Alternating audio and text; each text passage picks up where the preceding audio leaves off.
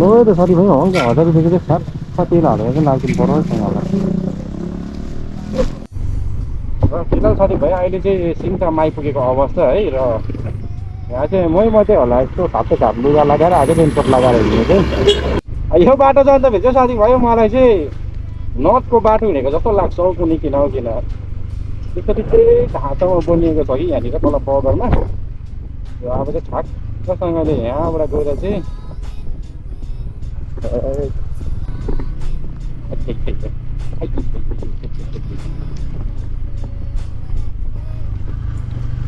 मेरो फोन दसहरू मात्रै एउटा हातले पक्रेर कुदाइरहेको छ हो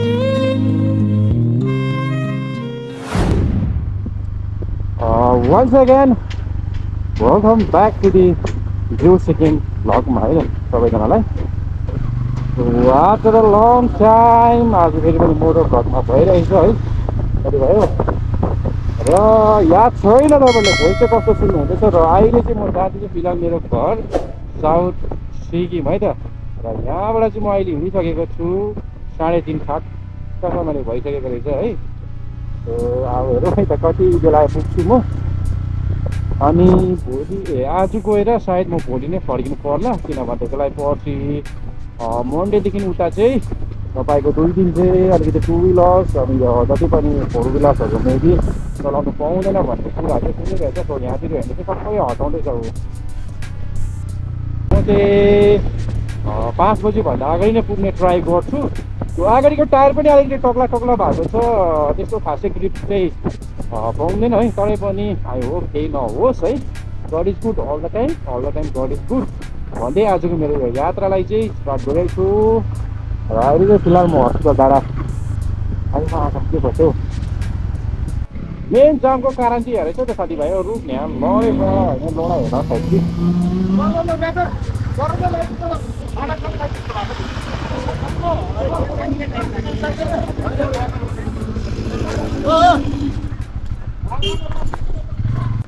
हजुर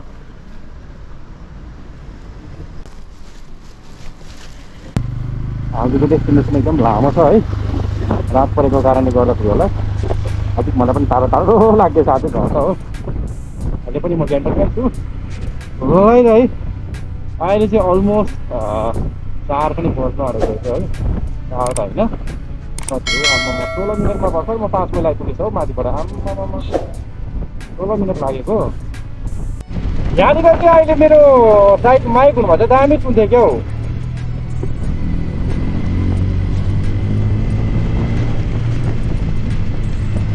किनभनेदेखिलाई यहाँ सुन्नु अब साउन्डै विन्डो मात्रै राखेको होला होइन त्यसले गर्दा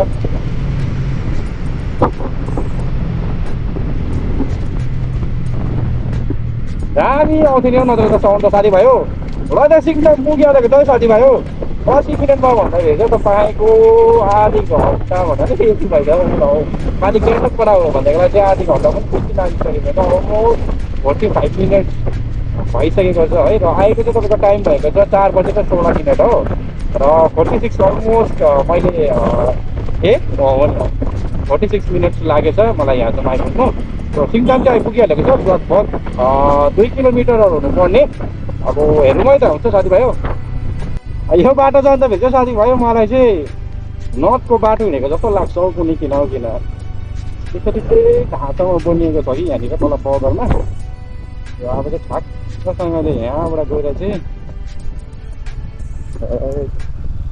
यहाँबाट ड्यामबाट भएर जानुपर्छ है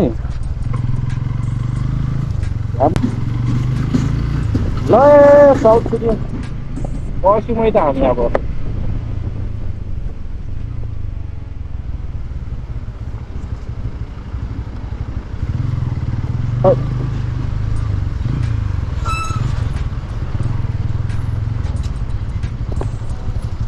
होइन साथीभाइ यहाँको यस्तो छ नि होइन माहौल त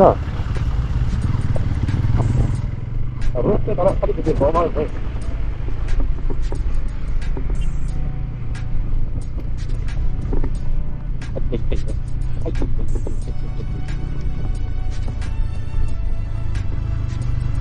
मेरो फोन दर्शनहरू मात्रै एउटा हातले पक्रेर कुदाइरहेको थियो हो। आज चाहिँ मलाई घरमा खासमा आइज भने चाहिँ अस्तिदेखि होइन, किनभने आज भोलि छुट्टी थिएँ त। अनि मैले चाहिँ भन्थेँ शुक्रबार बेलुकै म आउँछु अफिस, आफ्नो अफिस भनेर मैले भनेको थिएँ होइन मम्मीलाई। सो मम्मीले चाहिँ अघि मलाई कल गरेर भन्नुहुँदै थियो, ला तैँले दाजुलाई सरप्राइज गरिस् त, आउँछ भन्दै थिएँ, आइरहेको छ त भन्दै थियो। अब फेरि पनि अर्को घरको लागि अडेको छ कि म चाहिँ घर आउँदैछौ भनेर क्या। तर आज चाहिँ म चाहिँ मेरो रुममा जस्तो लुगा छ त्यस्तै लुगामा आएको छु होइन। क्रोक्स लगाएर चलाइरहेको छु म हाइवेमा पनि होइन। हेर्नुहोस् न चप्पल क्रोक्स र म त्यो ट्र्याक हुन्छ नि त्यसमा चाहिँ म गइरहेको छु क्या हौ आज घर। होला है त रिएक्सनहरू अन्त साथीभाइ घरमा चाहिँ मम्मीहरू छैन अहिले, फिलहाल फिल्डमा हुनुहुन्छ। सो त्यहीँ गएर आजको रिएक्सनहरू त हो कि। र मैले आज माथि क्याटरकबाटै किन प्याकिङ स्याकिङ एकदम गरेर होइन, रेनकोट सेनकोट हालेर मोबाइल सोबाइल ठ्याक्कैसँगले ढाकेर आएको भन्दाखेरि चाहिँ वेदर तपाईँले देख्नु हुँदै होला होइन। सिक्किमको वेदर चाहिँ यस्तै हुन्छ। अझै योभन्दा डर लाग्छ चाहिँ रामक लाग्यो कस्तो हुन्छ हेर्नुहोस् है त। अहिले भरे हुन्छ पानी 100% परेको छ जस्तो चाहिँ लाग्दैछ मलाई होइन। किनभने अब यहाँ पनि त थोप्ला ठुल्ठुलै झर्दैछ होइन। हेर्नुहोस् हौ रोड भिजिरहेको छ, तपाईँहरूले देख्न सक्नुहुन्छ। अब माथिहरूमै त सबैभन्दा ठुलो क्वेसन चाहिँ त्यहाँ छ नि त, माथि अब रामङलापट्टि चाहिँ र हाम्रो घरपट्टि चाहिँ पानी परेको छ कि छैन है त साथीभाइ हो। हुन्छ र फिलहाल चाहिँ अहिले 2 बाटो छ है। र अहिले चाहिँ म जान चाहन्न यो भालेढुङ्गा याङयाङपट्टि बाटो चाहिँ तिमीतालकै बाटो जान चाहन्छु है। किन भन्दाखेरि यो बाटो त अलिकति लभली छ होइन। अन्त तिमीतालको चाहिँ अलिकति हुनु त राम्रै छ, तर एक दुईवटा ठाउँमा चाहिँ के भयो भने पहिला म जाँदाखेरि चाहिँ त्यहाँ मेरो बाइकको मुनि ग्राउन्ड क्लियरेन्स चाहिँ भनेको मलाई एकदमै बेसी ठोक्यो क्या हौ। त्यो चाहिँ टाटाहरू पुरा बुझ्छ नि त, त्यसले गर्दा म चाहिँ यही बाटो जान्छु। र रेनकोटले गर्दाखेरि चाहिँ प्लास्टिकको रेनकोटले गर्दा चाहिँ मलाई चाहिँ अलिक कुदाउनु पनि दिएको हुँदैन, एकदमै बेसी क्या प्यारासुट फुलेको जस्तो भइदिरहेको छ होइन। सो एकदम अलिकति ठिकैको लिमिटमा जाने कोसिस गर्दैछु। कोसिस त होइन अब रेनकोटले नै दिएको छैन, अब के भन्नु अरू त। सुकेर कति पुग्दैछ क्या रेनकोटले पुरा, के भन्नु अब तपाईँहरूलाई।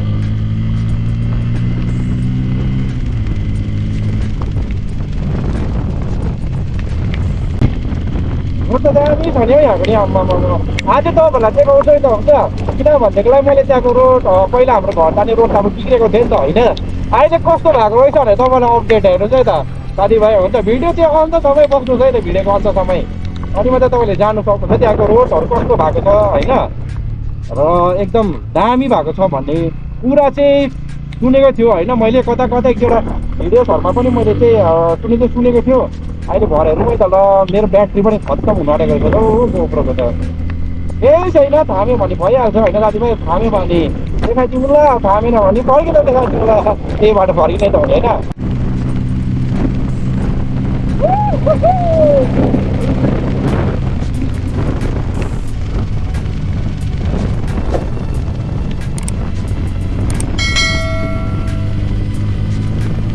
एक्सपोर्ट घेर चल्नु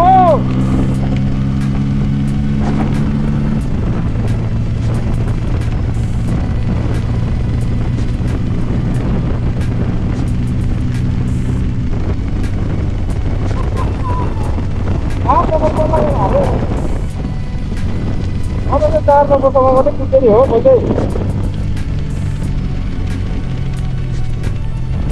हाम्रो ट्रली चाहिँ यस्तो खतरनाक खालकै छ कि के भन्नु तपाईँहरूलाई, जहाँ सुकाउँछ नि हौ यहाँ त। मेरो त्यसमाथि अगाडिको टायर टक्ला छ हो। अब ट्रलीतिर अलिकति लिन गर्नु पनि मलाई डर लाग्दैछ नि त, लात्ते चिप्ल्यो भने खत्तम हुन्छ हो।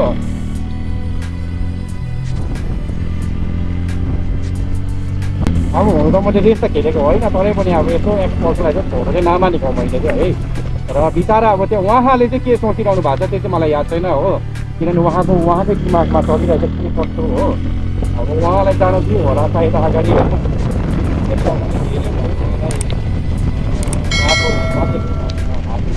के गर्नु खोजेको उहाँले। के भन्नु त साथीभाइ अब तपाईँहरूलाई है। 2 hours later. ल है त साथीभाइ र अहिले चाहिँ म घर आइपुगिसकेको छु र अलमोस्ट तपाईँको चाहिँ भइसकेको छ 6:30 है। र माथिबाट चाहिँ म 3:30मा हिँडेको र लगभग 3 घन्टा चाहिँ मलाई लागेछ। सो 3 घन्टामा काटकुट गरेर यताउता 40-45 मिनट चाहिँ रेस्ट गरेको लाउनुहोस्। अलमोस्ट 2.5 घन्टामा चाहिँ आइपुगेछ है। सो अहिले चाहिँ म घरको बाटो जाँदैछु है, बाइक यहाँ माथि पार्क राखेर।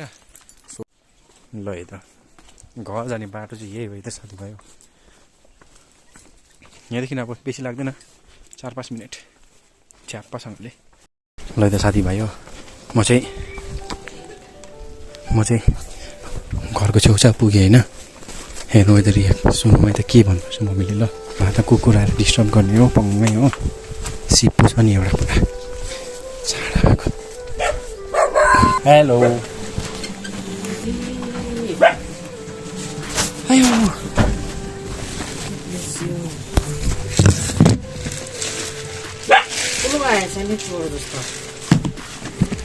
यहाँ उयसकै ड्रेसमा छु बाइक धुकै ड्रेसमा